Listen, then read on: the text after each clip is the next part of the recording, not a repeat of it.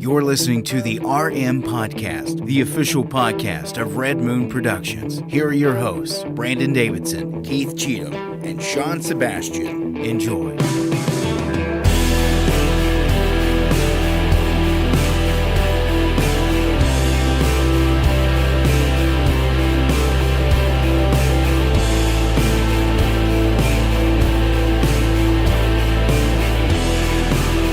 Hello and welcome to another episode of the Red Moon Podcast, live every single Tuesday night right here on all your favorite social media networks.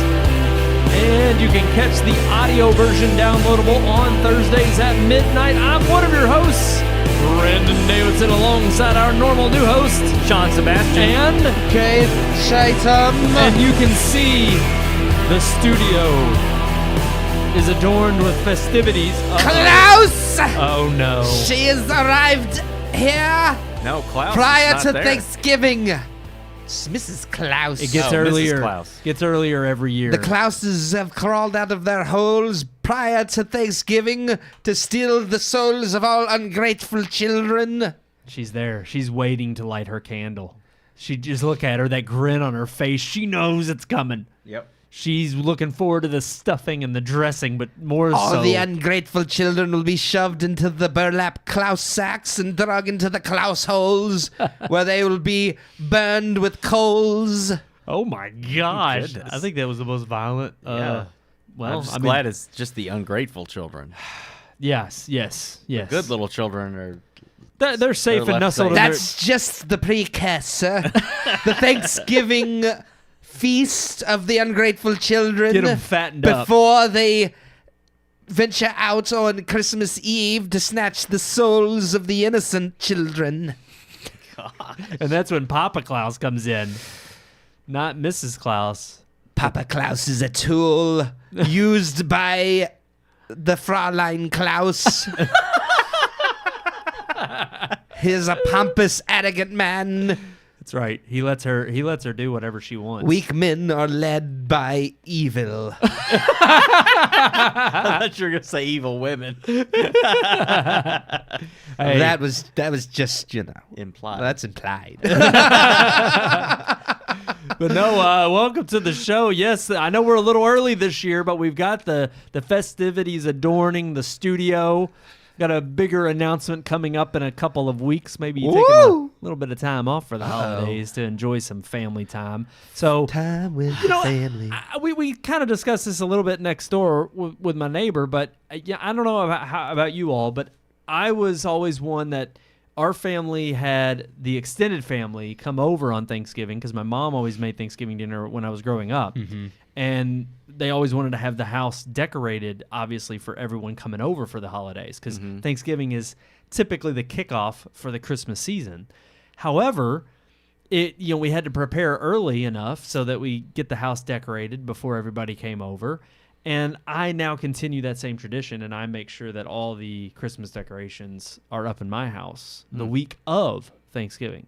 So I got them all out Sunday and got it decorated. What about you all? Is your all's house decorated or Negative. There are Nope. bits and pieces of things. I saw the pulled all antlers on your on your- I on do. your I car, did put the truck. nose and the antlers on my truck, just because that was easy to do on my break today. But yeah, I pulled all the Christmas decorations out and just have a few things that were simple to set up. But yeah, I'll definitely be fully decorating this week. Sean, what about you? We don't put anything up until the day after Thanksgiving. Okay, so it's still Thanksgiving week. Yes. Just not till right It's after. always on Black Friday. We put everything up. The tree and everything. Do y'all decorate it? And You do it all in one We put it day? all in one day. Man, they dedicate the whole day. See, I don't like to dedicate the whole day. I do it in chunks throughout the it's week. a good question though. Yeah. I like that too because you spread it out. Spread out the cheer. Yeah. I do different. Well, because I decorate more than just the one room in my house. Yeah, so. no, we See, just, and I don't really it's have just our living room and basement and the front yard, and that's it. See, okay, and that was the thing. I don't have a whole lot. But, Yeah. mainly it's the studio and like my living room, and a little bit in the kitchen. Yeah. But the other interesting thing is I don't do outside lights, which We don't do. I have a projector, like a 20 or not 20. It's probably like a 12 or 15 foot Santa Claus that blows up. Nice. Yeah. And then I have like the projector things that go on the front of the house that Okay. projects motion moving Oh, snowflakes Brian and all and that Kristen, crap. they got that. Yeah. Usually they get that out every I'm year. cheap. I don't do lights. Yeah, Well, I see, put lights my- across the front. My parents used to like when we were younger and obviously all us kids were at home. They would do it every season, and I enjoyed it. But that I will say, when you combine that with decorating inside, we definitely didn't do that in the same weekend. Like I can't remember if we did it before or more than likely it was always done by Thanksgiving. But I think we probably started the week before Thanksgiving and spread it up till right before. The day before, like the weekend of Thanksgiving, and then I don't know. I would like to maybe one day think that when I have a family of my own, a wife and children running around, I'll probably do some outside lights. Yeah. I mean, I do more than just the lights, but I mean, I have like the whole outside, the living room, dining room, my office, basement. That's That's nice. about it. Got to get in the festive spirit. Yeah. The Christmas I spirit. put up like 4 different trees. So Whoa! Wow. Yeah, Dang. because there's one in the basement, the living room, one in my office, and then like the smaller tree in the dining room. Be honest, are any of yours pre-decorated? None of them are pre-decorated. Now some of them are pre-lit. Okay, that's fine. Yeah, But yeah. man, you put ornaments on all of them? Yeah. Dang on. How do you pre-decorate a tree? So this is what I do. And y'all, Do you just wrap your tree up? I sure do. Because I've heard of people like they wrap it up in plastic. Here's Yeah. again, I live by myself. I'm on my own. So, and anybody could argue, yes, this takes away a little bit from the festivities. I would agree. Yeah. But I also don't have like a full blown tree. It's just yeah. like it's a 3-foot tree that I put. No, I like taking the time to do it, but yeah, I get. And there's I get- nothing wrong yeah. with that. That's cool. But for me, I literally, yes, I keep mine decorated. Actually, part of it's sentimental and part of it's not. Part of it is just being lazy. But I do. The first year I moved into this house, my parents actually came over right before the Christmas holiday season started. And my dad, we always commended him for being the one that lit the tree. And he would, every single branch, he would put the lights on, and he did it masterfully every year. And I do have to do putting that it to the up tree in and- the office, and it's a pain in the butt. see, and he did. It took him, no lie, it probably took 2 to 3 hours for him Yeah. to do it every year. Yep. Well, part of, I guess, me moving in here and then getting my own tree was, and again, it's only a 3-foot tree. It's not a lot, but I got a strand of lights, and my dad went through and did all of the branches, and then my mom helped me do like the beads and some fake candy canes on there, and then I hung the ornaments. But since then, it has stayed decorated.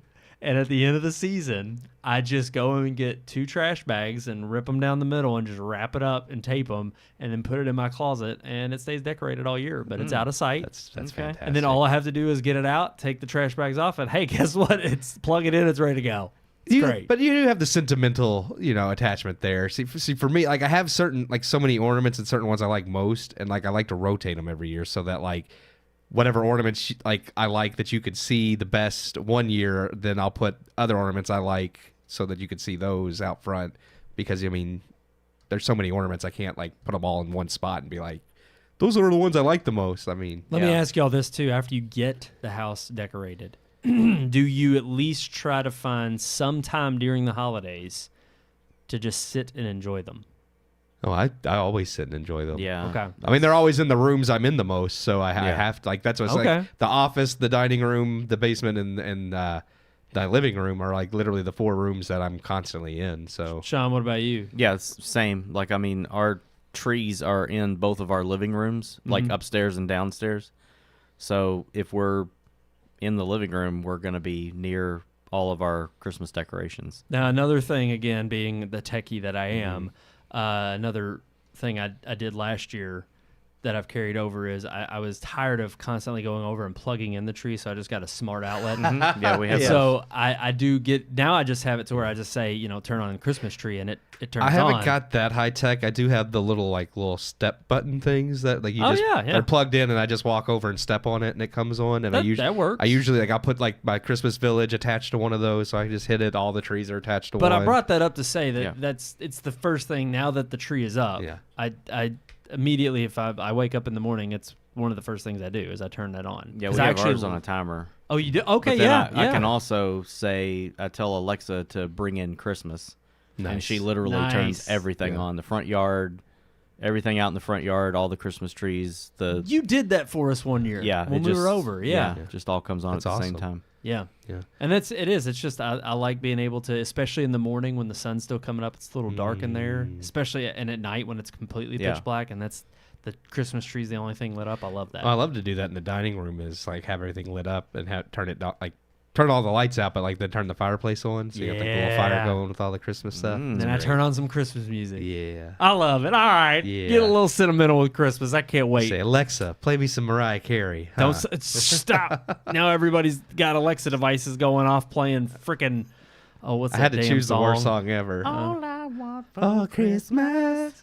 It's happening. It's starting. It's already started. It started like 2 weeks ago, right after Halloween. Yep. 3 weeks ago. Oh, all right. All the memes of her thawing out started going around. It's like she's getting ready for Christmas. Alrighty, guys, we got a good show planned for you all tonight. We got a movie review for you. Movie. Not the big one on the block. One of the big ones on the block. Yeah. I think we're probably going to do the other one, though. It makes sense Sean, to me. You've seen it. Mm-hmm. We have not, but it is. It's huge. It's huge. It's huge. It's become which I don't know why I ever second guessed it. Maybe because of the terrible press tour that's been going on, but that has not moved the fans and loyalists alike. And honestly, from what I've heard, word of mouth wise, rightfully so.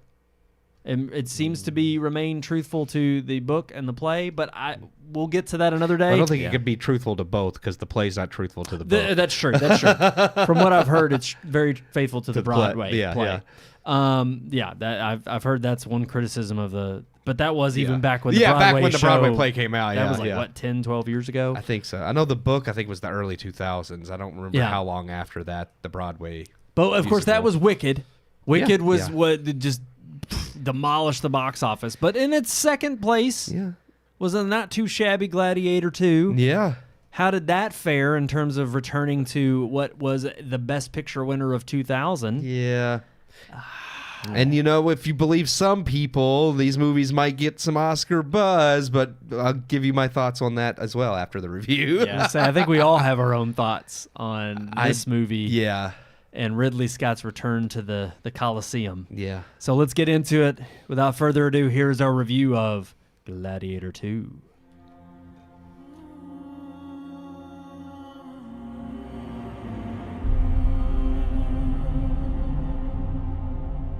Ridley Scott has had quite a prolific career as a director, though the last decade he has felt more like an imitation of his best self. It's hard to argue that whenever his name is attached to something, people do still pay attention. Though with multiple lame duck releases the last few years, Scott's name, while still bandied about by the industry, has had less and less pull with audiences. His latest film, Gladiator II, has massive shoes to fill. The first Gladiator is arguably Scott's greatest work, and stands on its own even outside of Scott's reputation. Gladiator II, then, could be the movie to earn back audiences' goodwill towards Ridley, a film that proves that Ridley Scott still has something incredible to show audiences. Or, it could be another lame duck. Yeah, it's another lame duck. Oh, Ridley. Poor, deluded, pretentious Ridley. Gladiator was not a movie that needed a sequel. With the definite, bittersweet end that inspired hope for the future, the first movie has a fairly permanent ending for its lead character, Maximus, as played by Russell Crowe. Sad, sad Russell Crowe. As such, Gladiator II picks up 16 years after the original, following instead Lucius Verus, the young boy from Gladiator I, who is the son of Lucilla, as played by Connie Nielsen. Nielsen returns to the sequel in her role of Lucilla, daughter of former Emperor Marcus Aurelius, sister of the first film's main villain, former Emperor Commodus. We're shown, though, through flashbacks after Commodus and Maximus's deaths at each other's hands, that Lucilla sends Lucius away. As heir to the Empire at such a young age, she fears his life would be in danger. 16 years later, living in Numidia as Hanno, Lucius fights alongside his wife to defend Numidia from conquering Romans. Losing the battle and his loved ones, Lucius is captured and sold into slavery much like Maximus, and the film again is one of revenge and hope, as Lucius seeks to avenge his loved ones and eventually seeks to return Rome to the Senate. While there are some differences and moments with more nuance, yes, this movie is more or less the same movie as Gladiator I, but lesser in every way. Gladiator II isn't necessarily bad, but it doesn't make a case for why it should exist either. It offers nothing new or different, and everything it has to say, whether through character arcs or themes, has already been said better by the first movie. Lucius, who has a much deeper connection to Maximus than I'll reveal in this review, is the best character in the film, but still just a second Maximus. While Lucius's connection to Maximus could lend more weight to his decisions and why his character arc is similar to Maximus's, it's not fleshed out in any meaningful manner, and just feels like a weak justification for why there is a sequel. What's worse is I personally felt the movie would have worked better if Lucius wasn't directly connected to Maximus, but only someone inspired by him for the things he witnessed as a boy. But I truly believe Ridley didn't trust audiences enough to accept a story that wasn't deeply intertwined with the first movie. And this lack of faith in their audiences has consistently been one of Hollywood's biggest downfalls. It's not just Lucius's past and motivations that are lacking, however. Lucilla still plays the same role, story-wise, as she does in the first. This behind-the-scenes force who's connected to the lead, moving pieces behind the scenes to free roam. Her connection to both Commodus and Maximus in Gladiator I is compelling and moves both the villains' and heroes' stories and motivations along while building tension for what will be the fate of Rome. In Gladiator II, Lucilla adds no extra depth to the story and is used as a plot device to move the plot along. The film's villains, twin emperors Gita and Caracalla, are never imposing or intimidating. The true antagonist pulling the strings in the film, Macrinus, played by Denzel Washington, also never feels like a real threat, with the story forcing Lucius's revenge to be focused first on General Acacius, as played by Pedro Pascal, jumping there to the twins, and then shifting again finally to Macrinus. The plot feels disjointed at times, as none of these opposing threads and forces are weaved together or given any depth. Instead, each hurdle feels like an item to be checked off of a list until Lucius must face Macrinus as the final boss. Gladiator II does have some spectacle and is as well made as any Ridley Scott film, but even in its fights, score, and cinematography, it feels like Scott went through the motions more than truly immersing himself into making a historical epic like the first. Every scene in Gladiator I is packed with either tension, drama, or memorable action. Gladiator II gets old fast, showing us more of what we've seen before, or else when Scott does try something new, revisiting the historical well to display types of fights not showcased in the first movie, like flooding the Colosseum, Scott still gives us something lackluster, or else poorly conceived, like the fight with a pack of baboons. Gladiator II ultimately misses the mark on all levels. It's still better than other historical films that followed Gladiator, such as Troy. Certainly, it's competently made, but it doesn't add anything to the world of Gladiator, and in some ways actually diminishes the themes of the first movie, which is ultimately a problem. I give Gladiator II 2 out of 4 stars. Oh, there it is. 2 out of 4 stars, and not the good 2. I just like how we came Middle of the back in road. that music and you started talking. It was like, It's like this is it. that was it. That was Oh, it. Ridley. And Ridley, it's funny Ridley because Scott. you just said even before we, just as we started the review, you were like, and the music can't wasn't hit it. even that good. It wasn't. Because of the fact that it's like, the only 2 probably decent themes that you hear are from the original. Yeah. And it's Harry Gregson Williams, who is known in the industry. Yeah, he's a good composer. And yet, for some reason, it's like he did not deliver. it matched, the rest of the... Hold on. Are you not entertained? There we go. I was not. I was no, not. No, we weren't. We weren't. It was on there for precisely that reason. Yeah. It had to be. And this moment, Yep. Russell Crowe, man, he's crazy now, but Gladiator 1 was fantastic. And It really is. I think that the biggest opinion we had coming out of the theater was it just felt unnecessary. There was no reason for this movie to exist. And even for the small amounts of plot points that are interesting enough of a springboard for this movie to possibly see the light of day, you're quickly well within like the first, I'd say, 30 minutes of the film, you're kind of like, all right, I don't really care anymore. I mean, I don't. I'm bored by it. I was actually into it for the first 30 minutes of the movie. And then after that, I was kind of, I don't want to say I got bored, but I started to see more of the first movie. Yep. Just kind of being repeated. Yep.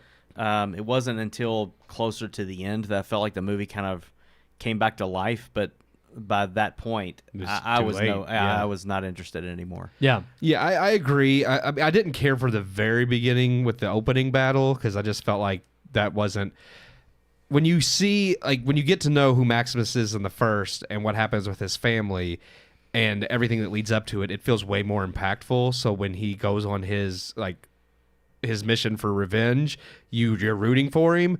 And I didn't get that from the very beginning of this. Like, I didn't care for this guy's reasons for revenge. Nope. I was just like, yeah, I didn't get enough of you and your loved ones for me to care about you needing revenge. But I was intrigued anyways once that was out of the way and they started revealing some of like the more connections he has to the first movie. But then they don't go into any depth with that either. They just plop this thing on you. Spoilers? Can we release? I mean, it's in the trailer. To be fair, it's in the trailer. In the second trailer, she says, "Your father, Maximus." So if you saw the trailer or see the movie, this is supposedly Russell Crowe's son, which I don't entirely like because I don't like the idea that he might have cheated on his wife because that tarnishes his whole goal in the first. 100%. And you could maybe weasel the timeline to where he didn't cheat on his wife, but they never explain it. So you're just left with this question of how is that his son? I truthfully... sorry, go ahead, Sean. No, I was just going to flat out say there's no way you can weasel the timeline. The little boy in the first movie is the same age as his son was when he died. Well, they said they're around, so I was thinking like, well, maybe because he had a fling with Lucilla, if you say he left her and a month later hooked up with his wife and got her pregnant, and the boys are only a few months apart. But even then, that's very close, and that's not. It's not very romantic. It's like you weren't really too much in love with your wife. You know what I'm saying? But you're right. It destroys the motivation and the character of Maximus, and somebody who is clearly a hero and fully embodies that throughout the first film of someone you want to embolden to be a cultural role model.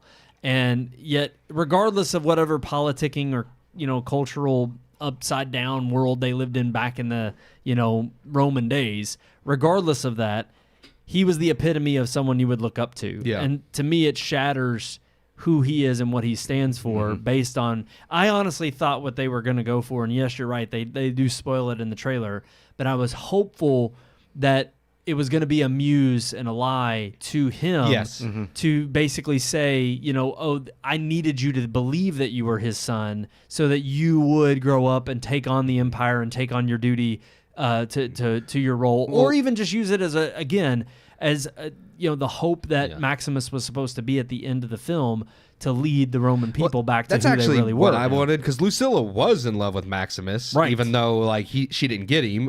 So I was thinking it would have been really cool because, again, the boy does throughout the first movie, you see him interact with Maximus, and he watches and admires him. And I thought that would have been one way to go if she was like, no, your father died. Commodus, your uncle who wanted to be your father, was a creepy loser. It's like, this man who you admire, that's the man worthy of being your father. That type of angle. But they didn't go over that. And honestly, I was also expecting that to be a little bit of the twist. Because of her only really... as afraid of Commodus as she was in the first film, and rightfully so, he was a madman, she also, while, Marcus Aurelius was alive, she was still warmed up to the idea that, okay, I'll let him be the crazy brother, but I'll still, I'll be close to him because I know ultimately he's still going to be next in line to the throne, and basically also seeking power, even though, yes, she had these strong emotional bonds to Maximus, and I thought, okay, what if it did turn out that really... that is, it's an incestuous child that she had with Commodus, and she feels like the only way to right that wrong is to literally have this lie told to him, but also him grow up thinking, no, Maximus is your father. And then, again, because it puts the onus on her, who's always wanted to set the wrongs right, but then every time she's always had this ounce of courage or something else has interrupted that, it's like she always is trying to get back in good favor with doing the right thing. And that, again, gives her a redeeming quality in her character that you can still root for. But at the same time, still shows you just how tainted, the politicking is of the day, and also just how hard it is to even get out of that no pun intended, arena. And I don't know. I felt like that would have been a far more intriguing, again, all to keep from muddying up who Maximus was in the first film. Yeah.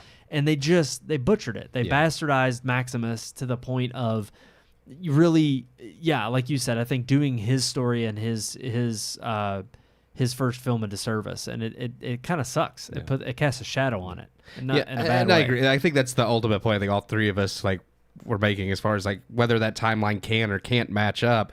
It either, even if you force it, like I was saying, with it being maybe a month apart, it still sullies it, because it's oh, I didn't love you even though I just slept with you and knocked you up. Now I'm gonna go get with this woman. So right. I don't. And even I don't think he has any interest in her in the first movie. No. He doesn't It's show very any. clear that she's infatuated with him, but he doesn't feel the same about her. They 100%. hint that they had a past romance and kind of broke each other's hearts, but they make it seem like that was very long ago. Yes. Because none of that is it's kind of very much like he went his way. Yeah. Well, With and his wife, even in the way yeah. that he interacts with her, and that it seems like she's tempting him and trying to lull him back into just the graces of, hey, fall in line with with authority. Yeah. Because again, I don't even think she's really on to Marcus Aurelius's intentions at that time, because he has no clue. And then I don't know. She doesn't really seem, because I watched it right before the first one, and she seems pretty much like she's just happy to get along, however, until she doesn't seem Right, opposed to. but that's what she's I'm not saying. opposed to Aurelius in any way. But I think she did like the idea that if Maximus had power, but obviously he didn't. But that's the thing too, is agreed with her intentions, but even in his intentions, they're not there. No, he There's doesn't no have love yeah, interest. Yeah. There's no. She's not. His tryst with her wasn't even a tryst. It was No. kind of like I hear you, but it's more of a letdown easy. It's funny because it's even in that moment he's he's a man's man, because he's just I have a wife and children at home. Yep. That's He's who faithful. I'm looking forward to going at home and seeing. Absolutely. And I can't wait to go see them. And he even he doesn't even give her the cold shoulder. He acknowledges this, and he's even our sons would get along. Yeah. They would play together. And it's he humors her a little bit, almost as to be a gentleman and letting her down. Yep. And I'm that's what I got in that whole readout of the scene in the first movie. Not that they had any kind of love affair. Yeah. And so it completely erodes away the characters that from the first movie.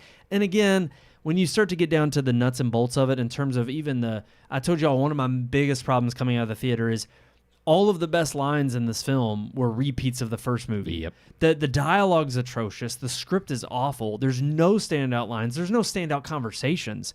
The motivations behind these characters, let alone there being events that lead up to you rooting for them, there also it doesn't feel like there's any urgency. There's always this idea of what Scott's trying to portray.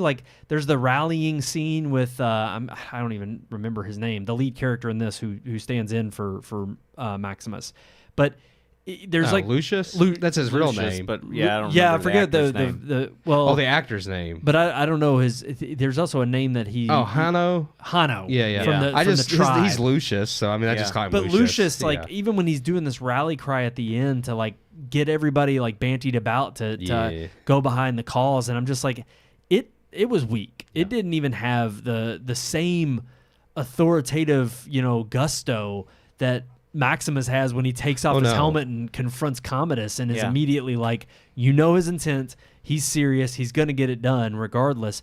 I mean, again, just shows you I don't know if it's the age gap and just the time that has withered away. I mean, Nerdrotic had brought it up in his video review, and I told y'all I watched it yesterday after, it was kind of funny because he had the same sentiment we all walked out of the theater with, but he brought up the fact that, look, hey, Ridley Scott's 86 years old, but you're starting to see the wear and tear almost kind of in the same way Clint Eastwood is with regard to maybe attention to detail or finessing certain things that I think early in, it's funny to say that I say early in Scott's career, but if you think 2000 and he's 86 now, that really puts him in his mid 50s, early 60s towards the turn of the decade or turn of the century. So I'm you're talking about a man who literally has, has put a lot of years and has a lot of claim to, his fame to his name, But ultimately, it's like maybe his swan song has already happened.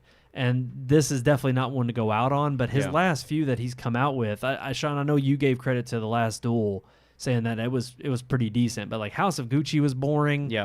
The Martian. The Martian was boring, even though it got tons of praise. And unfortunately, I think this is going to be in the same boat as that one. Napoleon was terrible and boring. And it's one thing now that you mentioned Napoleon, because even when I was watching it in the theater, and I left thinking the same thing, he's so good at capturing the time periods, though. That I mean, he create like Napoleon. That's one of the things about the movie that I actually liked, was that he captured that time period perfectly in the architecture, the dress, the way they talked, everything. And I felt like even in Gladiator II, he did that, with the exception of Denzel. Yeah. Denzel, and we joked throughout the movie, we kept quoting lines from Training Day and stuff like that, because his character and the way he spoke was so not just unbecoming of a Roman, but just anybody in that time period. Yeah. And I felt like you mentioned that he's supposed to be this gangster in Roman times, but I'm like, he talked like a gangster from today. He was more that was a problem that I had, that took me, every time he spoke, it took me out of the world that Ridley had built in this time period, because I feel like he does capture that super well. Even the emperors in this movie, agreed, with all the makeup and stuff that they had on, was such.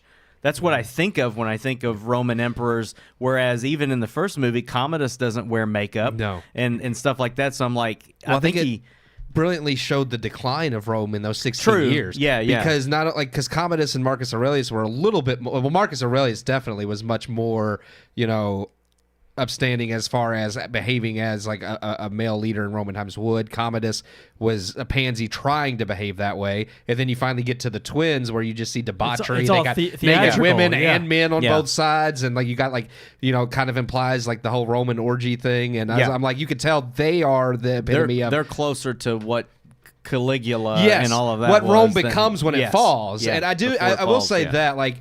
I was nervous seeing some of those elements in the movie at first, because I was like, what's Ridley doing here? Because are we going towards we got to have all this different DEI representation. You could say it. We thought it was going to be woke. But I will say all the times he did showed it was connected to debaucherous people and characters. So I'm like, okay, well, I mean, and that was when Rome fell. They were debaucherous. Yeah, that was customary. So if you're going to show it as, they were enacted doing these things, but again, it was what led to the fall, I'm okay with that. If you're going to try to put it like, no, this was just normal, like everyday Rome, and it's like, no, it wasn't.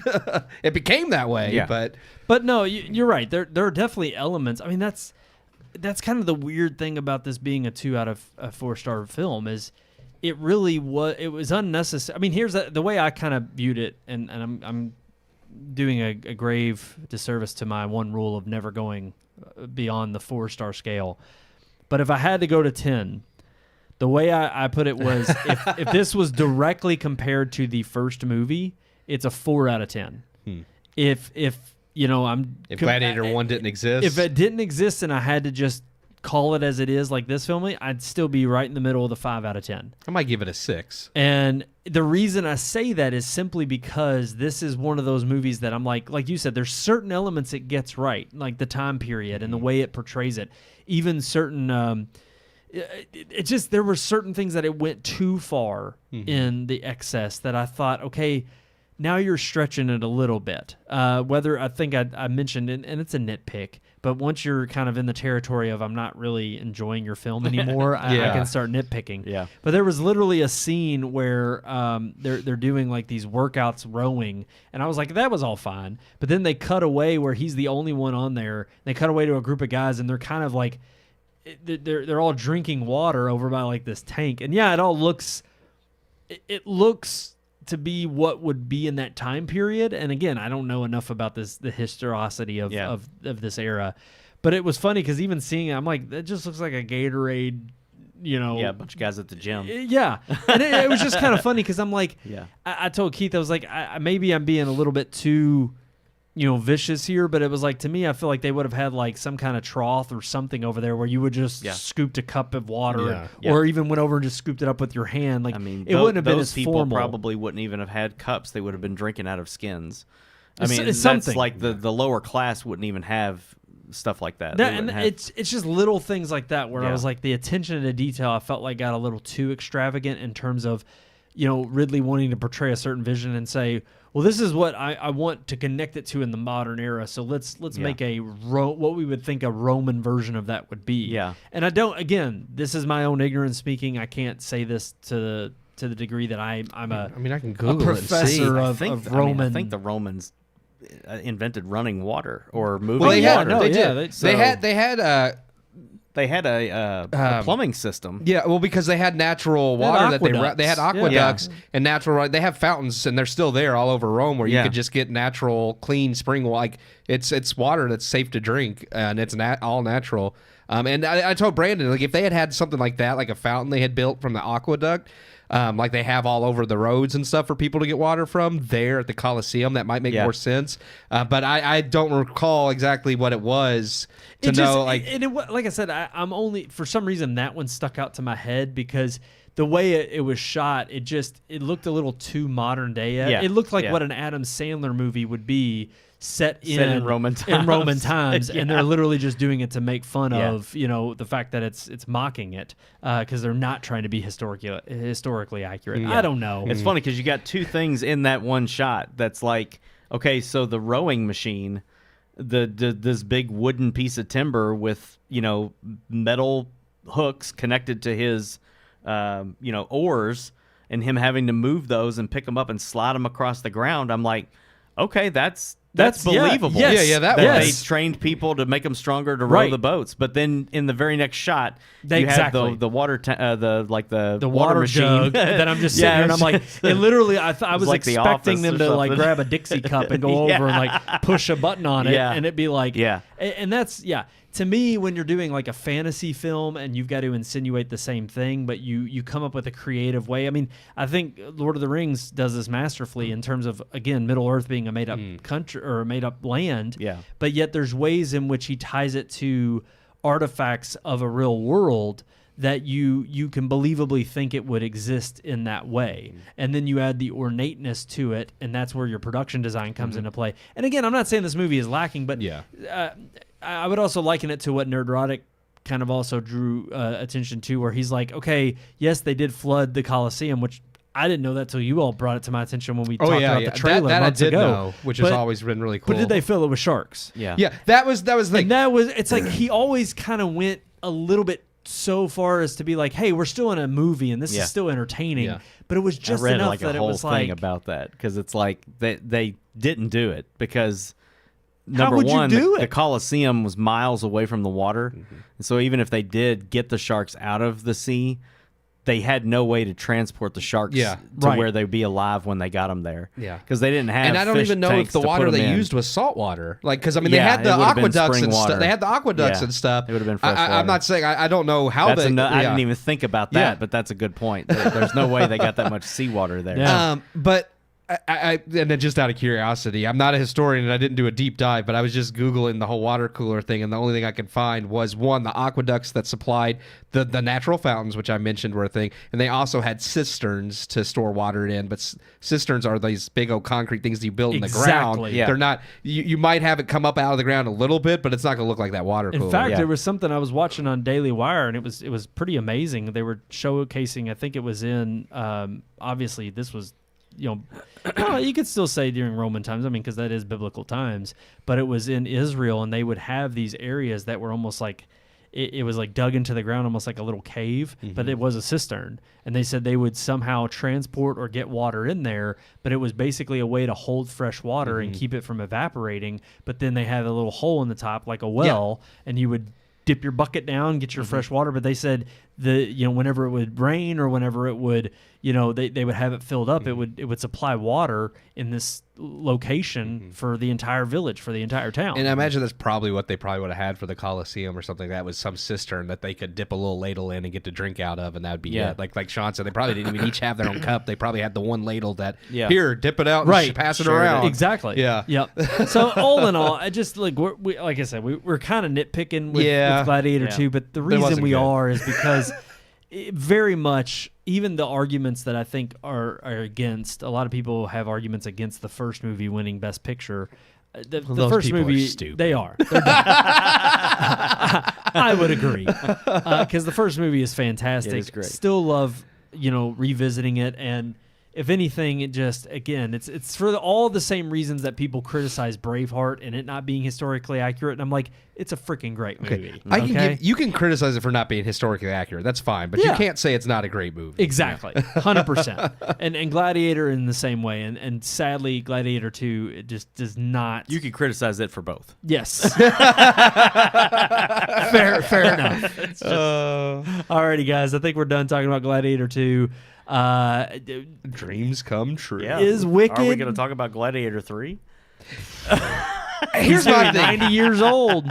I have no idea. I know he's already working on the script, but I'm like, I don't. The second one was just pretty much more of the first one. What is the third one going to be about? Him still trying to give Rome back to the Senate? Because historically we know that Rome falls. So how many times are we going to watch them do something that's inevitably going to fail? The Revenge of the Romans. We'll see. He's going to get Gladiator 3, Revenge of the Romans. That movie took place 200 years before the fall of Rome. Isn't that what it says at the beginning? No, it said 16 years after the first one. I don't remember it saying anything about the fall of Rome. I thought it said something about 200 years because I even mentioned. I think the first one does mention something about that. I was like, I didn't think the Romans Empire lasted. 200 years after Christianity. Well, and well after. I think it lasts all the way to like 600 or 700. Okay. Because the thing, I don't want to say that outspoken because I'm not 100% accurate on that.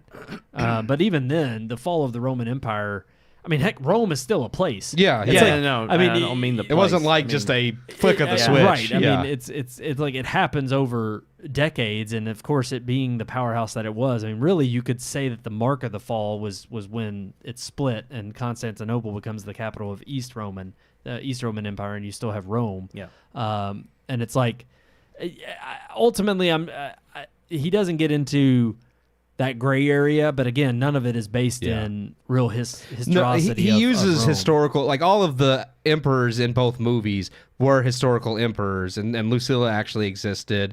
Like some of the characters were real, but what happens to them in the movies, none of that is real. Right.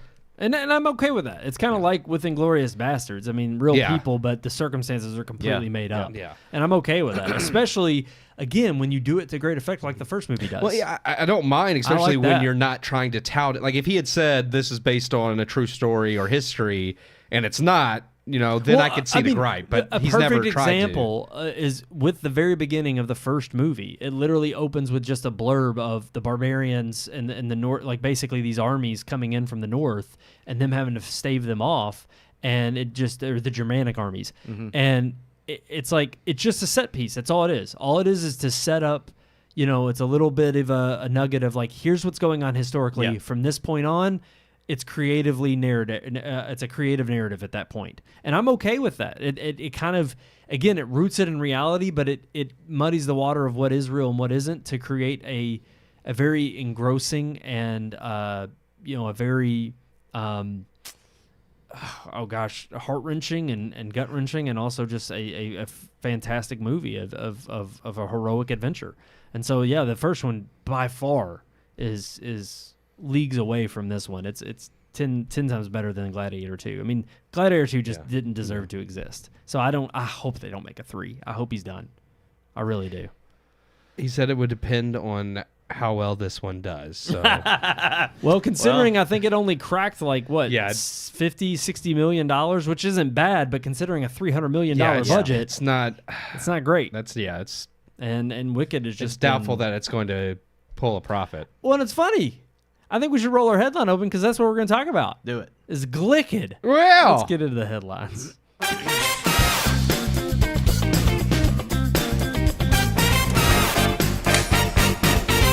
That's right, Glicked.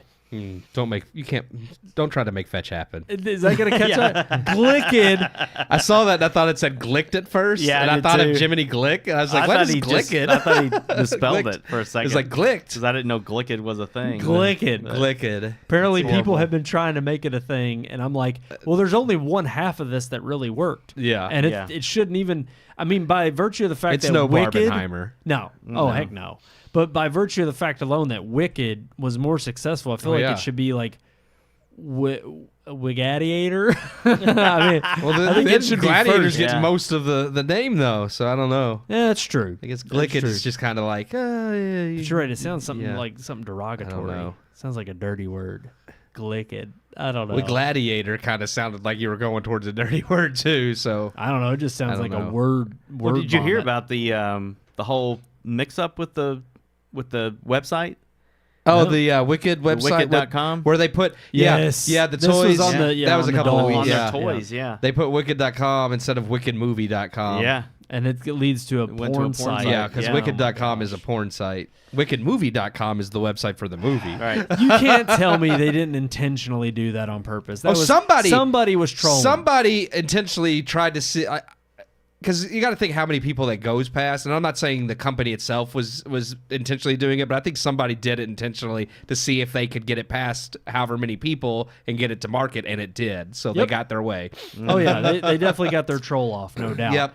But no, the real big story here, obviously, is that obviously movie theaters are happy because, as the article that we linked to in the description below, both the largest theater chain in the UK and here in the US, which happens to be AMC, they had a fantastic weekend. Third highest going into the Thanksgiving of all time. First in terms of revenue when you count box office tickets along with concessions.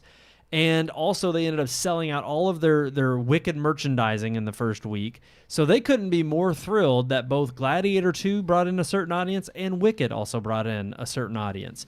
And of course, Wicked being the biggest granddaddy of them all, because I think it walked away with it was close to 150 million worldwide. It did really well for It was itself. huge. And Its opening weekend. I think that's the thing is that this could have been almost another Barbenheimer because women showed up to see Wicked. And I think that is something when you look at Barbie, you look at Wicked, you look at these movies that may not exactly appeal to our demographic, men in their 30s, but women are just like the Blake Lively movie. If you make a movie entertaining that women want to see, and don't try to do the Marvel thing where you are trying to shoehorn stuff in to appeal to women who aren't interested in that. They're not interested in comics. Most. I'm not saying no women are, but most women aren't interested in that. But they'll show up for Wicked. And if Gladiator 2 had been good and you had brought men in, you could have had another Barbenheimer, because that was the brilliance of that, was that men wanted to see Oppenheimer, women wanted to see Barbie. It created a huge box office draw for Hollywood. Well, and it's funny because that's almost kind of what they tried to mimic. Yeah, I mean, they tried. even Wicked. Well, Wicked said they specifically said they learned from when Barbie released, and it was primarily focusing on the women demographic. And it seems like that is what ultimately won out for this reason alone. And you take something that was that culturally impactful, a decade ago, and then also resurrect it. And Sean, I know you've seen it. I know you're probably going to you're going to reserve your opinions for next week because I think it's big enough and successful enough. Yeah. It makes sense. We've got to review it. I mean, it's that and Moana too, and I'm going to see that tomorrow. Well, I was going to say, I might see that with my nieces and sister, so we'll probably be set for the next 2 weeks then. Yeah. Well, and real quick, a quick aside, I really do think, that's another highlight of going into Thanksgiving weekend of you have this major movie coming out, but then also Moana 2 is a huge family film that a lot of families are probably going to take, their children to go see. With that being the case, over a holiday weekend, if that does bode well for, I think, theater owners. Absolutely. And no doubt is what they want to see heading into the holiday season, especially when you had Red 1 being the flop that it is and not making back its money, and it was supposed to kind of spearhead and kick off the holiday season. But I do think it's interesting that you're going to have a slew of movies that really are, if you didn't see it this weekend, you can go see it the next weekend. Yeah. And you almost kind of saw that with the Barbenheimer incident. If some people doubled up because it was the cultural event, but a lot of people too who saw one movie the opening weekend, the one they were interested in, went and saw the other one the very next weekend. So you have these two back-to-back weekends that end up being very beneficial for the industry as a whole.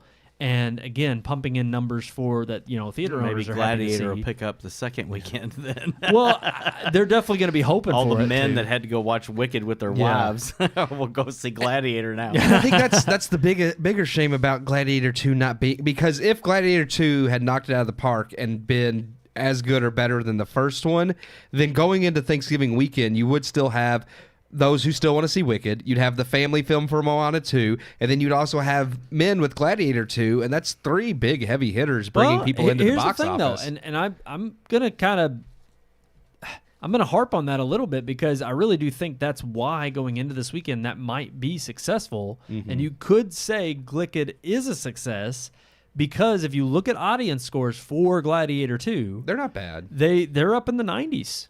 They're up in the 90s for audience scores. So is Red 1. I know. True. And that's why I said the reason why there's a grain of salt there is because if the only people reviewing the film in a positive light are a very minimal audience, then you're not going to generate that buzz. Whereas Red 1's now been out in the market for only, it'll be 3 weeks. That one's dead on water. It's dead only because you have something like Wicked and Gladiator 2. But if Gladiator 2 picks up that secondary audience who went and, like you said, so it was a male-dominated audience that saw Wicked with their wives this past weekend when it released, and now they're going to see Gladiator 2.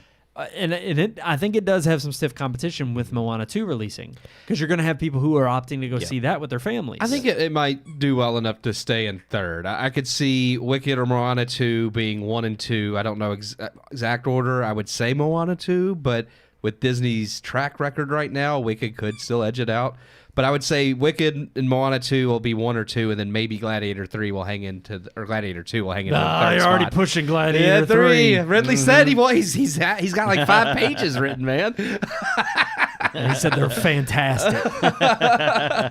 No, but I don't know. I think Wicked's definitely going to grow. Yeah. I mean, it's going to drop based on, it's not going to trounce what it made this past weekend. No, but it's going to grow in terms of if it's releasing more worldwide theaters, but also it's going to grow in terms of just its ultimate total. It's not slowing down in that regard. It's I think at it's 178 right now. So it was 178. Wow. Nice. Okay, that is a huge opening. And what was Gladiator? Do you know that number? I didn't look at that I one. wanted to say it was like 60. I think it was like 58 or Worldwide. 60 in that range, which again, not a terrible opening. But if you're a $300 million budget, you want to see upwards of 80 or 90. You gotta hope that you don't drop. Like hopefully it does still do well Thanksgiving weekend. And that's my thing is with it being Ridley Scott, with it having the positive word of mouth that it does, and it being a bigger movie that people know. Like I told my parents what I thought of the film. Yeah. And I do think you're going to have a larger minority of people who say, "Oh, well, I don't think Gladiator needed a sequel. I'm not going to go worry about it. I'm not going to go see that." Yeah. But then you're also going to have those intrigued that I think knowing all of the ingredients that are in this film will go see Gladiator 2. And I don't see it making its money back. I still think it's actually going to flop, but I see it getting close to breaking even. So as of right now, like worldwide, Gladiator 2 is at 226, which is much damn. higher than Wicked. Okay, Oh, wow. wow. So it was only, I was thinking of just the American release. I mean, then it's doing a lot domestically better it than made what- 60.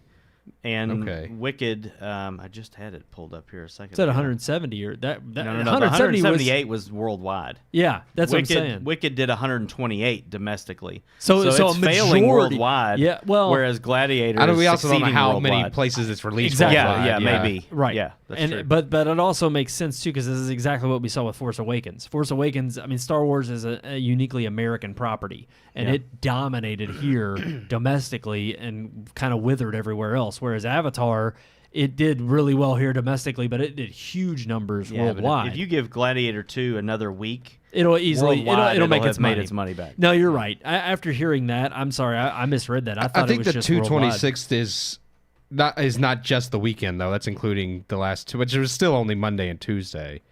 That's since November 22nd. Okay, so since it's premiere, yeah. Yeah. which is Friday. Yeah. Well, so I know. that's huge. I was just thinking like just opening weekend, but that would include the last 2 days as well, which is still like Monday and Tuesday. It's not like it added That's a whole in lot. 3,500 theaters, and then That's impressive. Wicked. No, then I take back what I said. No doubt it's going to make its money Wicked back. is in 3,800 theaters, so it's actually in more theaters than Gladiator. Yeah. Wow. And Gladiator's made more And money. Well, and again, I don't know if Worldwide. that is that worldwide theatrically, because a lot of times when they do the theatrical numbers, they are only talking about domestically. They still give you a worldwide total, but because there's more than 3,800 theaters across the world, I would think. It says that Wicked opened in 3,888 theaters. Okay, I guess. And opening weekend, it made 112,500,000. Okay, but that's domestic. That it made 112,000. That's not what this says. Domestically, because you said it made 178 worldwide. yeah, domestic. It's weird. It's a gross domestic 128.2. Okay. But then it says opening 112.5 in 3,888 theaters. Is this on Box Office This Mojo? is Mojo, yeah. Yeah, I'm not sure exactly. They both how released they're on November differentiated. 22nd.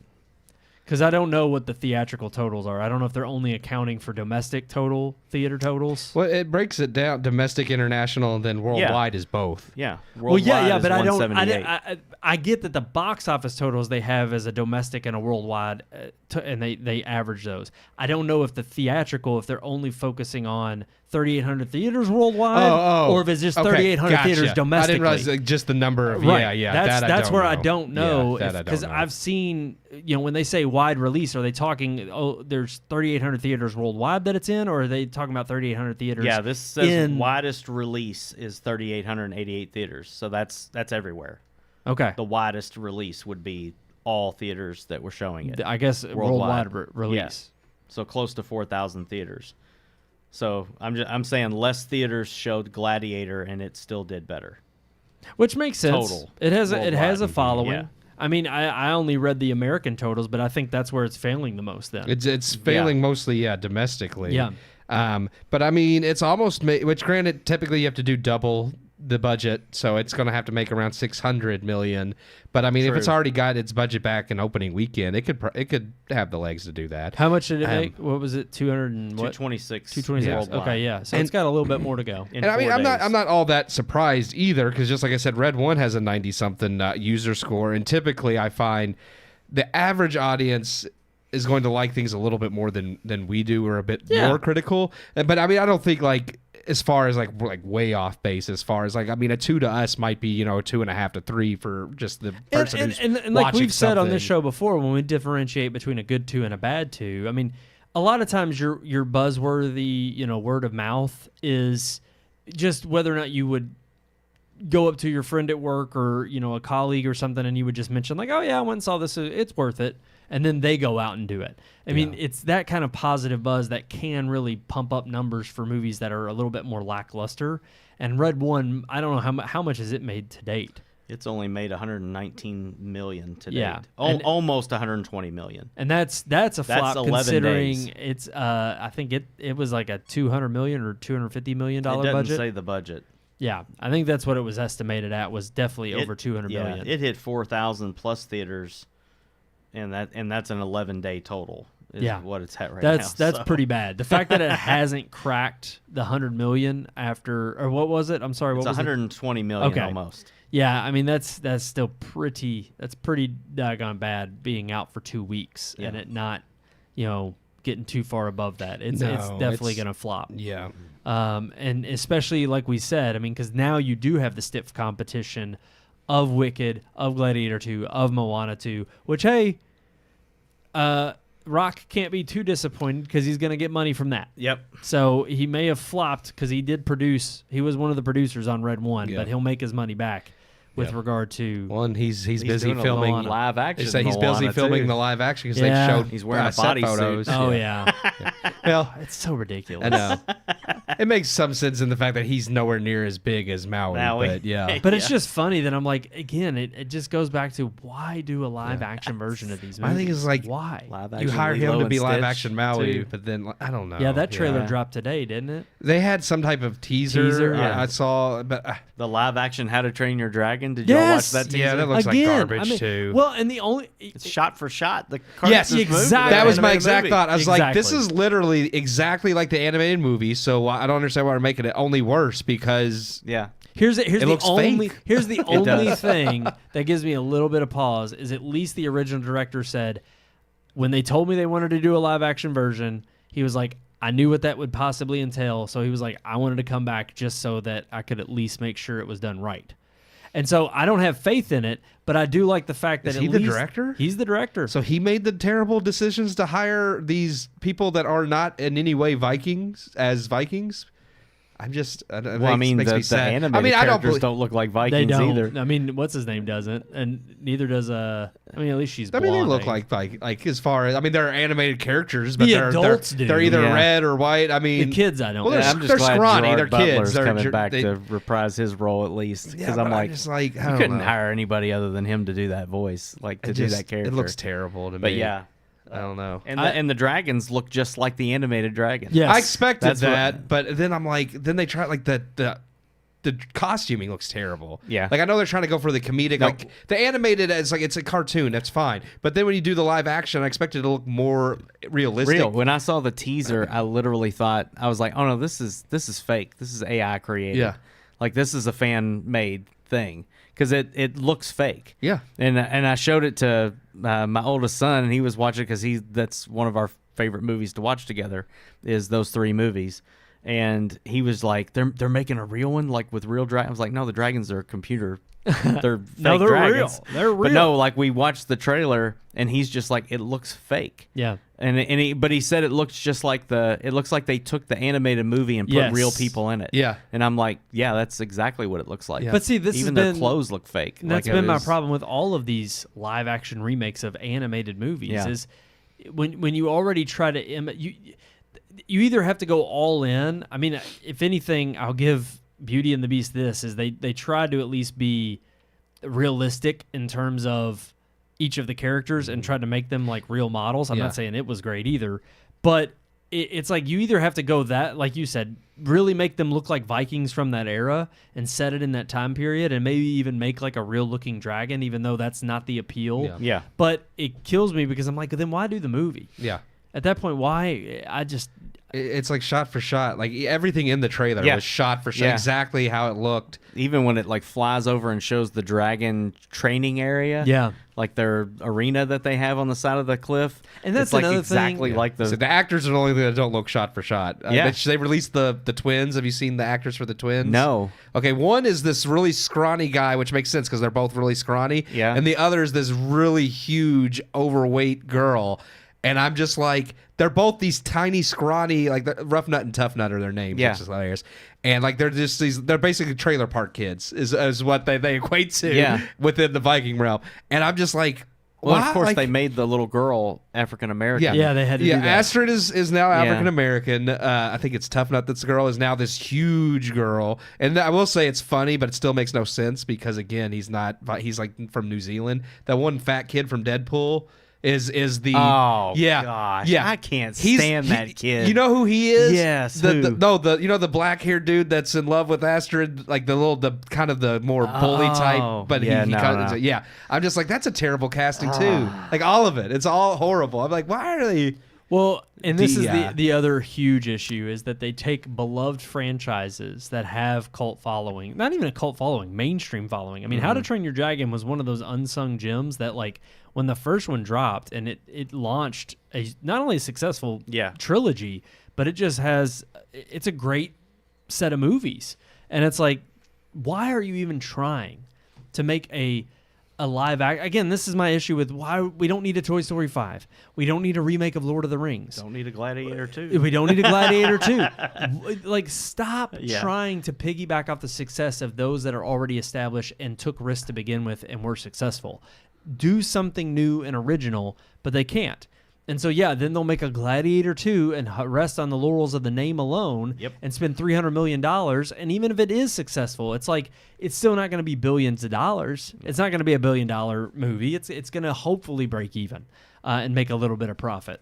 But, yeah, it just kills me. That's the state we're in. Or not the bully. He's the big fat kid, which makes sense. The fat kid from Deadpool is playing the fat kid from the movie. So at least they that one.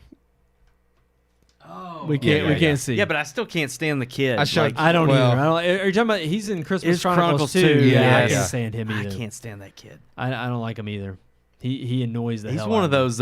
It's funny because it's one of them things Brian brought up before. It's like one of those an actor that like plays a role and you hate them and then you hate them and everything else they're into because of that one role. Yes, and because of Deadpool 2, I cannot stand that freaking kid. Here's the weird thing. Okay, here's the side by side of you when we hold it up. Because I showed Sean. Well, hold on. Get rid of these ads and just watch all your that. cord there. Yeah. But that's basically, that's the worst picture of that kid I've seen. I know that is a terrible picture of that him. Buzz cut. It looked like the cut from Buzz and Home Alone. But then, that is who they hired for her. That's what I was talking about. The very scrawny blonde from the movie is now the heavy set redheaded person. Well, they did. That's which is funny. She's blonde in the set photo, so I guess they dyed her hair. To match the movie. But I'm like, then you hired a black girl to play a white girl. Why didn't they dye her face to match the movie? That's racist. I'm sorry, but can't have that. You went from a white girl with blonde hair to a black girl, which again. Back to like the Viking stuff. There weren't any black Vikings. I mean, not that well. They weren't free. Well, it's a fictional story. Vikings also didn't ride dragons. It's like, yeah, but the idea is that if dragons existed during the Viking era, like I hate when people do that. There's still a sense of connection there that you're supposed to relate to. Yep. They didn't just set it in like Middle Earth, and it bugs me when people are like, well, it's all fictional. It's like, well, then why don't the Vikings just sprout wings and fly on their own? Yeah. Why do they need dragons? Exactly. Where do you draw If it's the a line? fictional movie, Right. why don't they just do whatever they want? Like I hate that line of reasoning. Well, shifting gears a little bit, we're talking about the current race of the Oscars, possibly looking at what could be picked for next year's race in terms Gladiator II. It's on there, and so is Wicked as possible potential best pictures. It's Oscar bait. I think so. I think too. John Chu, who did get the nomination for Crazy Rich Asians, and that's the only thing about Wicked that has me slightly intrigued is I did like Crazy Rich Asians. But yeah, he was the director, so I'm like, okay, I could see that. It's like he directed Crazy Rich Asians. It had the nom. Now they're going to be like, oh, he did Wicked, and it's a Broadway musical, and it's making tons of money. So, of course, we got to acknowledge it as a contender. And then I'm just going to run through what they're considering to be Best Picture noms at this point.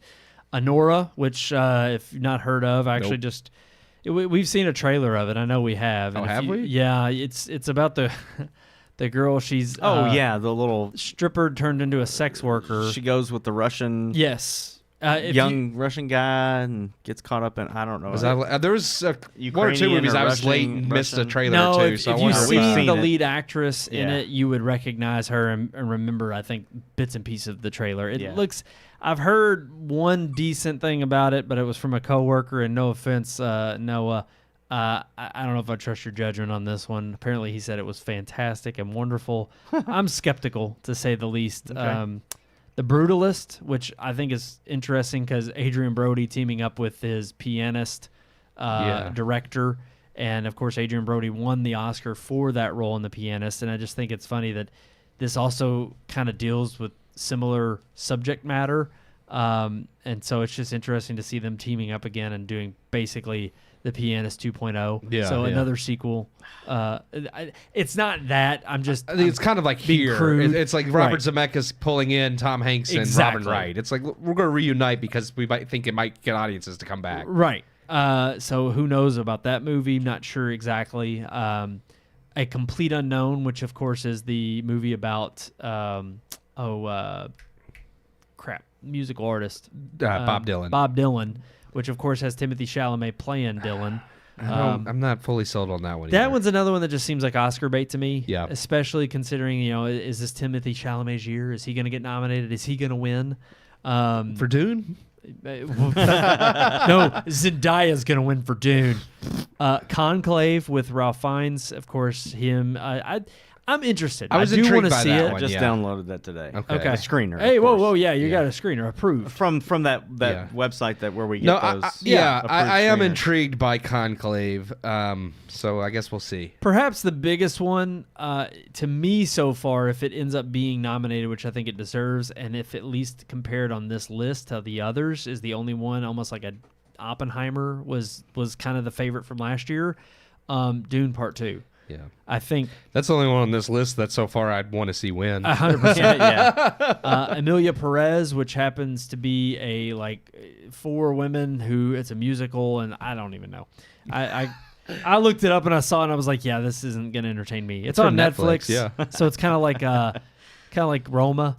It's not going to get anything. I'll watch it because it's on Netflix, just like I watched Roma. And while Roma wasn't bad, it was kind Oh, of this one of is those the one with Zoe Saldana. Yeah. Okay. and they're saying this could be her Oscar-nominated year as well. But it's one of those that I'm like, just like Roma, I kind of forgot about it. Came and went. Yeah. But it's on a streaming service, so I can watch it. Of course, Gladiator 2, I think it's a long shot. I do not see Gladiator 2 No. getting nominated. I think it will be overlooked. The Room Next Door, which is Sony Pictures Classics, that has Julianne Moore and, oh gosh, I'm forgetting the other actress in it. Not sure exactly what that one's about either. Sing Sing, and then Wicked, of course, is now pulling in early favoritism. In The terms Room of Next Door is Tilda Swinton. Tilda Yeah. Swinton's, okay. And Julianne Moore. Do you have the synopsis on that? I'm not sure what A this best-selling writer reconnects with her mother after losing touch with her for a number of years. Is just the Google synopsis. Okay. I don't know. Could be interesting. Yeah, I don't know. I mean, Julianne Moore is sometimes good. Seems like it's going to be a drama. Yeah. A drama that's Yeah. riveting by, Yeah. two I mean, actresses. nothing else on this looks. I mean, most of these, I'm like, okay, Conclave, I'm interested in. Dune, I like. That's I it. mean, That description looks like it's going to be a drama with Yeah. two actresses. yeah, That's it's your stereotypical Oscar riveting- bait. Got it. riveting Yeah. drama led Yeah. by two actresses. Yeah. That's it. Now I gotta see what Sing Sing is, so I know what all these movies are. I will say Wicked, I do think that's your populist pick. They're picking that to Yeah. be. I'm not saying that it. Again, I haven't seen the film yet. We haven't reviewed it. Yeah. But I could easily see that being the one, just like Barbie getting nominated.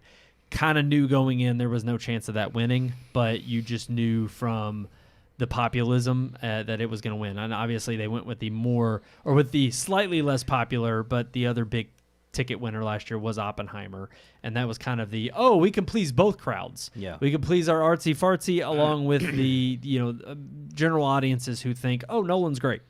So that's just a little hint. Obviously, they go into all the other major categories and break down who they think will be nominated. We'll have that linked in the description below. But so far, I mean, it looks to be almost like last year, another weak year. Yep. Which I don't know if you It could. was just abysmal year. Yeah. Like they literally got if it's Dune these if it's too. these movies Yeah. that end up making it. But and it's interesting because you say abysmal year, and maybe in terms of the Academy, but in terms of movies that have come out, I think there were more movies that have come out this year that I liked. I just meant No, yeah, directly yeah. related to the Oscars. But, yeah. But to me, I'm like, you look at Fall Guy, Yeah. Twisters, Yeah. oh gosh, Long Legs. What were some other big ones throughout the summer? Smile 2, I thought was phenomenal. Smile 2 was Yeah, good. it was good. There's other movies that have come out this year. Dune Part 2 was great. We still have Nosferatu coming out in a couple weeks. Honestly, one Yeah, I'm and I kind love of Eggers, shocked. so- Nosferatu, I'm definitely looking forward to. One that I'm shocked to not see on that list, and I think it's clearly only getting snubbed and overlooked because it was such a flop at the box office, is Furiosa. Oh yeah. Oh, Mad yeah. Max Saga. The fact that that's It'll get technical noms, I think. I think so too, but the fact that they're not even including that in Best Picture, I think it does. Oh, Beetlejuice was great. was I good. I was looking up movies that came out this year just to remember, and Deadpool and Wolverine, which I mean, again, I don't expect Deadpool and Wolverine to be an Oscar contender, but there are Maybe better not for Best movies. Picture, but definitely somewhere in there because something, of how yeah. huge Yeah, it no, was. Because I would even argue that would be the populist vote. Yeah. True. Once upon a time, it's like Hollywood has abandoned all pretenses. At a time, they would be like, "Oh, we do need to include like movies that." Well, but one, the movies that were most popular were the best movies, like Saving Private Ryan and Forrest Gump and Return of the King, Gladiator. So the populist movies were already nominated because they were both what audiences loved and what was worthy of Oscars. Well, And that was back when the industry wasn't so high Yes. on their own horse, up on their horse, and they actually they made movies that related to your common man and were just good movies all around. But then I was going to say they got a little further along and started getting more pretentious, but then opened up to 5 more categories so that you could include things like The Dark Knight that got snubbed because they were like, oh, why wasn't that included other than it doesn't fit our modus operandi? So now you get... And the fact that it was the one film that is easily of that year the most revisited. Yeah. Guaranteed. Yeah, I guarantee it. And that's what's funny is now that they don't even try. Now it's like they still have up to 10 nominations, and they're like, we'll throw in 1 or 2 like Dune and Wicked that people like, but the rest is just going to be full of our crap. and it is interesting that I'm saying just like last year, another weak year when it comes to Oscars, because we do have the fallout from the writer strikes and just again all of these movies that Hollywood has to get over itself, and until they start making movies that are not only in general have high audience appeal, but also are just good movies all around, regardless of who goes to see them. And it's like you still do have that kind of pompous, elitist attitude coming from the Academy that they just know best, and their opinions are in higher regard than just us common folk. And we don't really know what good movies are, so we have to wait for the Academy to tell us what really deserves to win. So obviously we'll be keeping watch on that. I know Gold Derby is another one that you I use. Yeah, they have I just actually pulled them up just to kind of see their ideas on predictions so far, and we're still very early. But are they matching? I say a lot of them are the same. Okay. That's probably where Variety got theirs from. Probably. Because here's the thing. I mean, the whole reason we're bringing this up is it kind of reached a consensus where at least all of, I think, the eligible movies that are looking to be nominated have thus been screened at most film festivals or up to this point with Academy members. I mean, we've only got 1 month left in the year. I mean, hey, we didn't throw in Best Documentary, but I really do think Am I Racist could be the winner. I think they could take it. I'm just saying. I think Matt Walsh has a chance. The only one not mentioned that seems to appear in a few of their lists is called A Real Pain. Okay. That's I don't know what that is. Yeah, I don't know either. But and then there's one called Dee Dee, but I only see that in one person's pick so far. Hey, so. I'm really serious. I think Daily Wire, they definitely, being the highest grossing documentary of the last decade. They're not in the documentaries listed on here. Of course not. Well, they submitted themselves to be eligible for nomination. They are eligible. But will they get a nom? No. They definitely deserve a nom. They will not get a nomination. And that shows you how loaded the Academy is right there. No, because they would say, why would they want to be nominated by us when they hate us? And it's like, that's kind of the point, is that you refuse to nominate them. Right. Right. But anyways, we'll keep watch on that and let you know, obviously, how everything shakes out as it gets closer to Oscar time. Y'all missed a lot of great movies this year. I mean, I forgot about ISS, Argyle. Oh, yeah. Was ISS at the very... January this year. No, it wasn't. Yeah, ISS, and then we had Argyle. We also had... ISS seems like it was released like forever 3 years ago. ISS, Civil War, Argyle, Madam Web. I'm telling you, you're missing all the great movies. Wow. Let's see. Madam Web. I forgot about that one, too. That was this year? Yeah. It was early this year. That was like dude, 2 years ago. I'm serious. Like Madam Web was 100% the beginning of this year. That was February. God. Yep. Oh, that's insane. Yep. But That's ISS was it was way early. Let me pull that back up. January 19th. 2023. Not 24. Yeah, that was last year. That's why, I was going to say, I don't know what ones you're looking at. That was last year. List of American films of 2024. It says ISS. January 19th, ISS. Of 2024? Yeah. Google's saying 2023 is when it came out. It may have had a... Maybe that was streaming.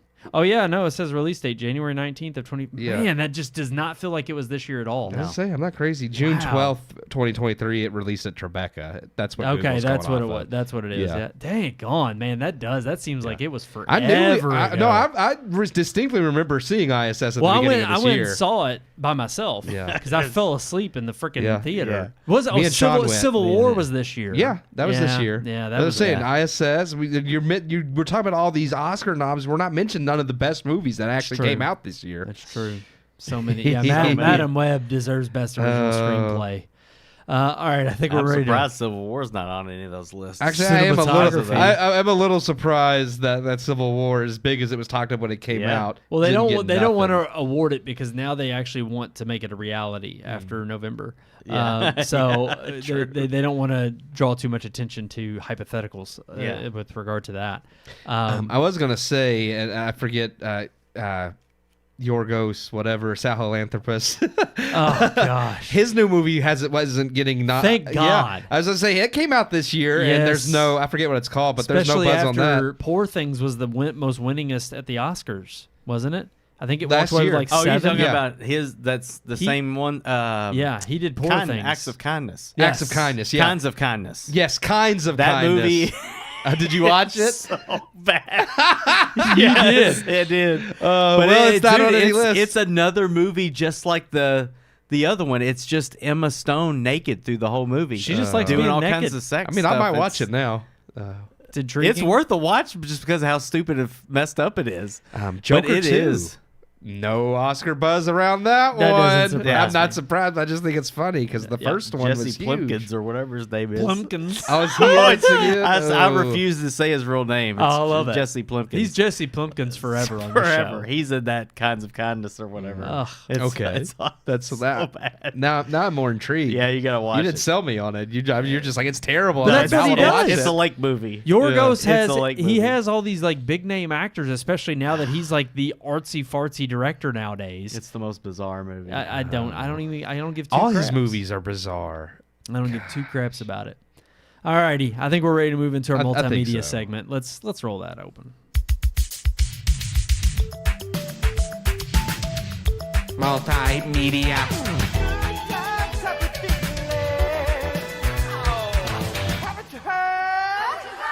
Multimedia. All right, we're getting into some controversial territory. Oh yeah.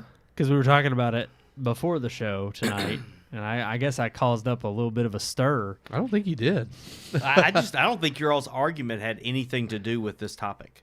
Well, mine, I didn't argue from the vantage point of the topic, but here's I the thing. didn't think we were having an argument. I was just discussing, like, I don't know, like Kind of that's like why- now and us disagreeing with whether or not we had an It's argument. like, I disagree. I don't think we I had just, an argument. I just didn't think we were actually arguing. We were passionate about our Okay. discussion, but I'm gonna pull up the lower third, and it doesn't articulate exactly how I have it written Oh, okay. in all right. in the segment here. In the but notes. the notes basically say a non-Christmas movie that came out around Christmas that you consider a holiday classic. Now, when I say holiday classic, I don't mean in the sense that it's like it is Christmas holiday classic. I just Yeah. mean you associate it with around the holidays. Okay. More or less. Okay. So I just put a non-Christmas movie holiday classic as the Gotcha. lower third. Something you associate with the time frame. Yeah. Yeah. No, Because that I it, get. because it came out around this time of the year. Yeah. And one right off the top of my head, and we started listing off a bunch that actually then a lot of memories just started flooding in my head about, oh yeah, I remember seeing that around Christmas time. One that popped right out into my head was Chronicles of Narnia. Yeah. Lion, the Witch, and the Wardrobe came out around Christmas time. I actually went and saw it with a youth group. It does have a lot of Christmas themes in Yeah, it. yeah. Father Christmas himself is in the film. It's Santa Claus. But I remember that movie specifically. I went and saw, I think it was Ghost Protocol, was the Mission Impossible that came out around the holidays, because I actually went and saw that with my parents during, like I was in college at the time, and I was spending the weekend with them, and they were just like, they wanted to go see a movie, and that happened to be out, and it was, I remember, I think it was Ghost Protocol. I think that one came around. I think it was. December. I just remember it being the Mission Impossible that kind of put it back on the map after 3, which I think was Ghost Protocol. I Ghost can't remember. Protocol, I think, is the weakest, or not the weakest. Mission Impossible 2 is the weakest For Yes. sure. But But Ghost in terms Protocol of like is the second. new saga, yeah, it's the post weakest. number yeah. 3. Yep. But it was interesting because I was like, I remember thinking like, oh, well, Tom Cruise is back in it, and we'll see if he can pull it off. And it was a fun Yeah. flick. Yeah. But I mean, those were just two off the top of my head. Sweeney Todd, I remember in high school that came out around the holidays. I mean, I don't like them particularly, but I do always associate the Harry Potter movies with Christmas because they always did release around there. And in the first, like, there's always a Christmas scene in all of the books, but the first two movies, like the rest of them, just kind of dropped it because plot. But the first two movies did incorporate the Christmas holiday in them, and then after that they're like, well, we don't need to show Christmas every year, so they didn't do it in the rest of the movies. Which is interesting because I agree. Part one, I remember going and seeing again right at the beginning of Christmas break when I was in college because that was the big movie that came out, and that funny enough, I almost watched the first Harry Potter the other night. Yeah, when I was decorating, because same thing. I remember I associate it with coming around. It's weird. Sometimes I get the itch to watch Harry Potter because I love the book so much, and then I'll watch them and be so disappointed. Yes. I'm like, why did I do this? Literally, like the first one, and it's sad because even when I was a kid and it was supposed to be magical to me, I didn't like the first movie. It was boring to me. I've not read the books, but I'm not huge fans of the movies. Part one of Deathly Hallows is by far my favorite, and it's the best one, I think. JK, what the writers said for the new series made me worried, but JK Rowling is heavily involved with the series and keeps talking up like how she's trying to maintain like it. So I'm like, hopefully with them, like actually, because they fully backed her and was like, no, we're not booting her off the project for all the controversy or crap. Like so apparently she has pretty heavy say in the new HBO series. So boot her off I don't think project. they contractually can because I don't think so either. I think no, because most authors don't. But I think when she sold the movie rights, like that was part of her contract. Like, so they can't. Yeah, I think it was more so to play nice, but it was also get your lawyers ready. See what happens. So I'm hoping that if she's involved, she won't let them stray too far, but we'll see. And I'm sorry, I'm just trying to rattle these off as they come to me. Another one. I'm struggling. Oh, I got a few. True Grit. Well, I went and saw that. I was in college. I associate it with Christmas, and it came out during December, and I went and saw it with some buddies at from college. We went and saw it in the theater. Joking next door, but I am serious. It does remind me of that time frame is Django, because it came out in Django Unchained. Of course, Lord of the Rings. Like I do love watching Lord of the Rings around Christmas, so I guess those kind of would be holiday classics to me. I'll throw a really weird one out there that it was not theatrically released, but I remember watching it again. It was in college during Christmas break. Mm-hmm. My entry into, I guess, foreign action films before RRR, and it was Ong Bak. Oh, Ong Bak's a good one. Ong Bak 2. We watched that, and I was like, holy crap. You skipped the first one? Yeah. I guess those are good. And it got me onto this kick of like, I was just like, oh man, these freaking movies are awesome. The action's insane. It's not a movie, and it wasn't released around Christmas, but it is when I watched the bulk of the series was around Christmas, was Breaking Bad. So I do have, like, sometimes I get the itch to watch that around Christmas, which is really weird. Funny you say that. Game of Thrones. Yeah. Actually, any fantasy, I'll be honest with you, any fantasy series, Game of Thrones, Harry Potter, Lord of the Rings, Witcher, any of them, like something about Christmas, I guess because the magic of Christmas, I don't know. Well, for me, Game of Thrones is, I picked it up. I remember, actually, oddly enough, Ghostbusters Afterlife. We filmed and taped an episode, I think, before the week of Thanksgiving, but it was around that time that Afterlife came out, and we left after recording to go see that movie. And at the time, that was just a couple years ago, and I was watching Game of Thrones, the series. And I remember I was texting you all when I would get finished with a certain episode, and I'd be like, oh my gosh, I can't believe that happened. And y'all were just like, man, this makes me want to watch the series again.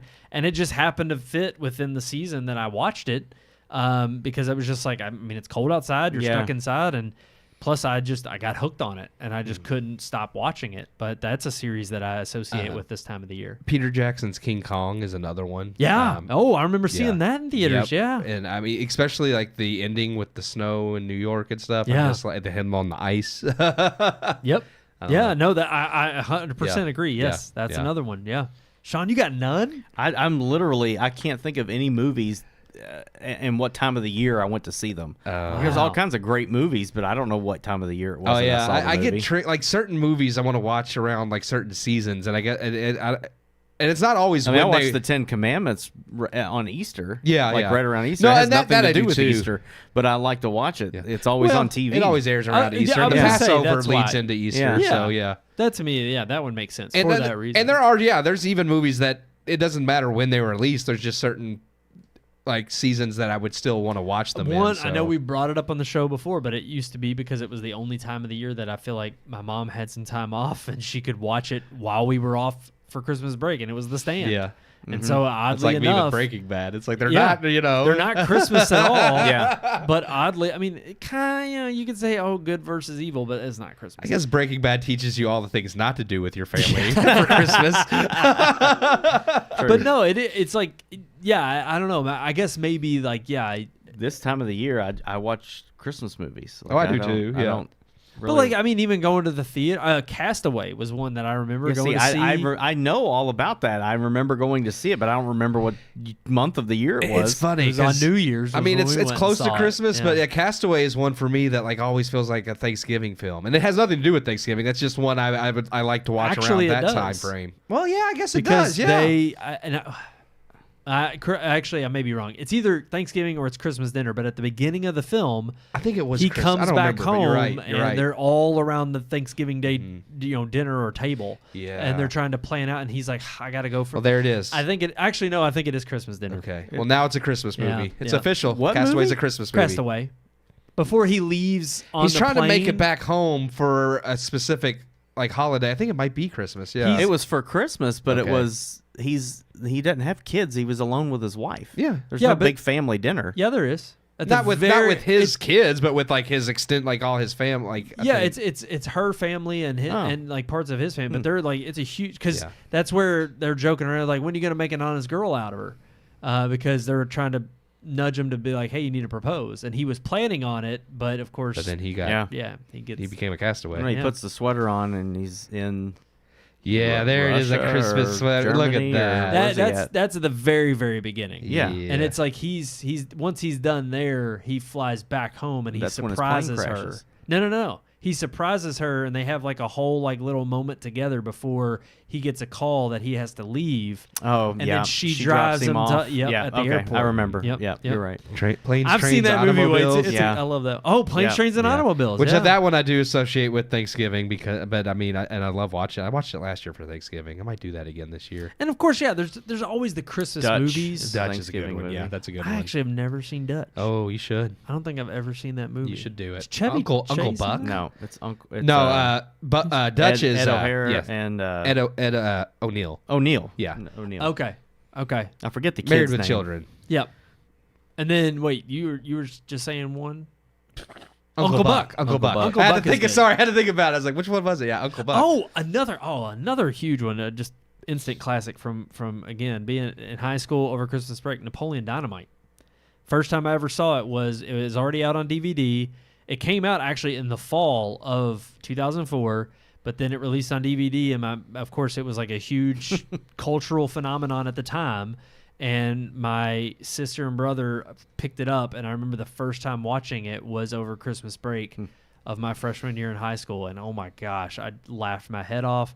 And I specifically remember that night because we watched that film. I was already super happy because it was one of those Christmas breaks where Christmas fell on the first week of your holiday break, so you actually got your presents and then you got like 2 weeks to enjoy them instead of Christmas being on the second week where you had to go back to school like only like 4 days later. So it was nice because it was like we had already had Christmas, and so I remember, I forget what game it was I was playing, but I was playing a game. We came down and watched Napoleon Dynamite as a family and laughed our heads off, and then I've it was never like seen that it had movie. actually, you've never seen Napoleon I've Dynamite? never watched Napoleon Movie's Dynamite. hilarious. Whew.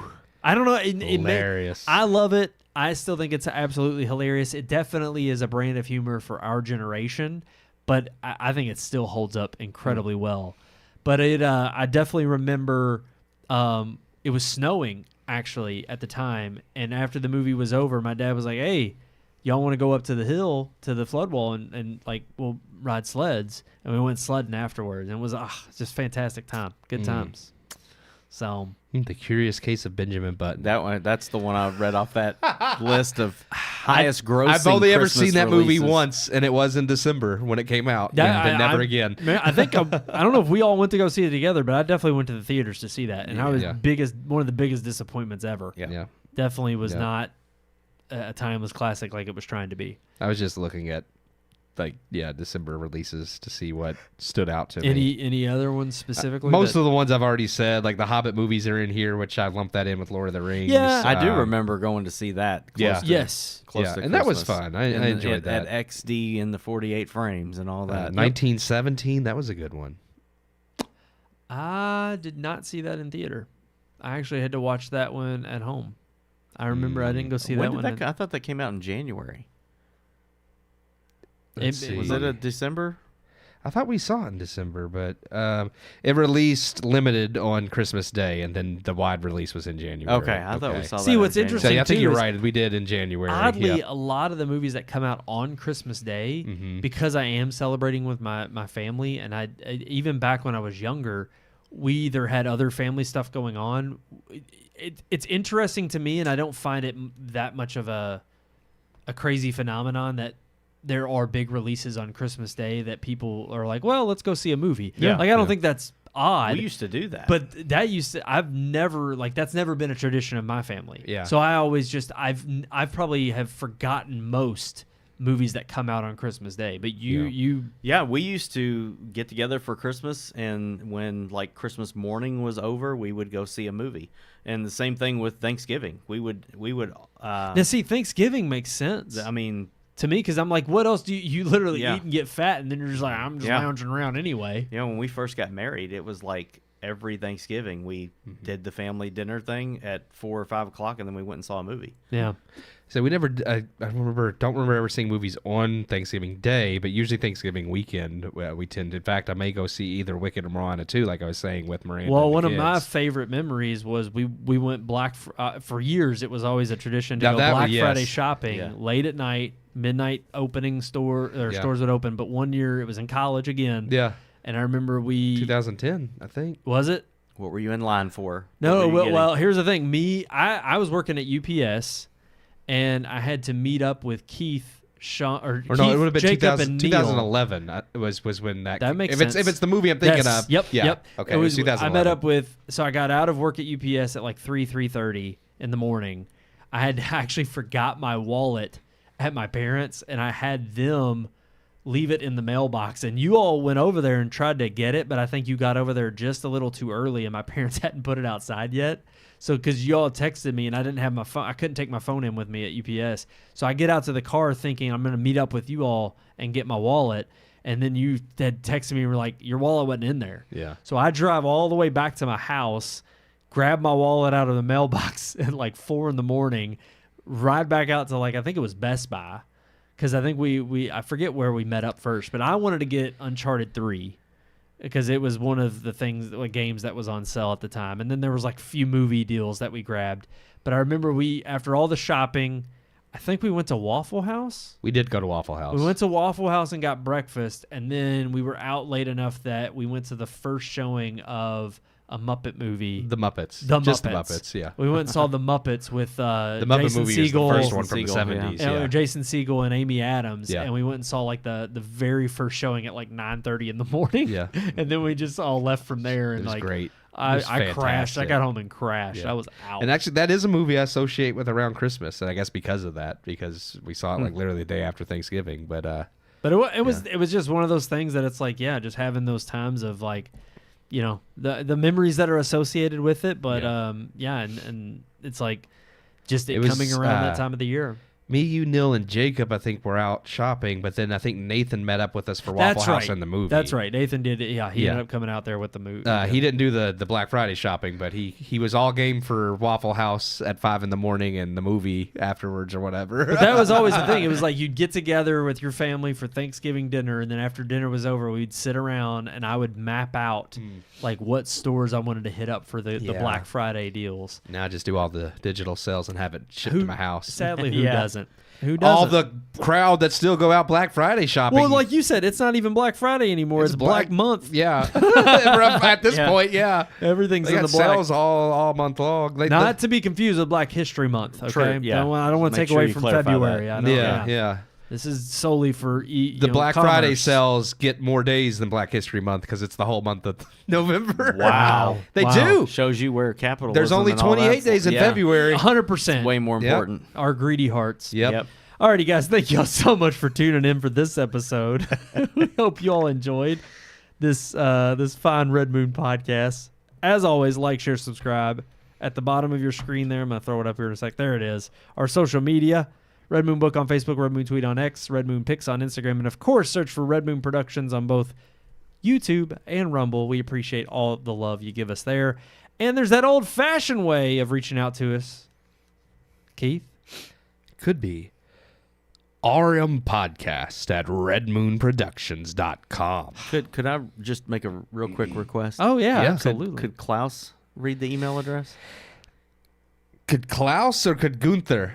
It's Gunther. Yeah. Oh, my Yeah. bad. Yeah. Gunther's the one Yeah. that... Klaus is the evil woman with her candle, and she sucks the souls of children. And if you want to save your children, you can email us at rmpodcast at redmoonproductions.com. Beautiful, Thank you. beautiful way of saying the email. I don't know if we're going to be able to save your children. Yeah, that's true. So if you email us to save your children, I seldom check the email, so they might die before we read the email. Klaus, Klaus is probably going to get to them. Alrighty, guys, that's going to do it for this episode of the Red Moon Podcast. Thank you all so much for tuning in. And of course, we hope you and yours have a happy Thanksgiving and a wonderful holiday weekend. Thank you all so much. Let us know, of course, next week. Email us what movie you went and saw. Until then, I'm one of your hosts, Brandon Davidson, alongside our normal new host, Sean Sebastian. and Keith Cheatham.